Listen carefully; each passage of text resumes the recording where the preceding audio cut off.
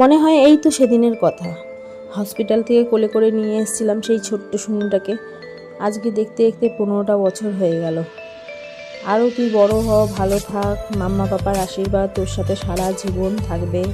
হ্যাঁ হ্যাঁ, একটু ভালো করে পড়াশোনা কর, যাতে নিজের পায়ে দাঁড়াতে পারিস। এইটুকুই তোর কাছ দিয়ে যাওয়া পাওয়া আমাদের, আর কিচ্ছু না। যেই জিনিসগুলো আমরা কোনোদিনও পাইনি আমি পাপা, সেই জিনিসগুলো যেন তোরা পাস, ভগবানের কাছে এইটাই কামনা করি।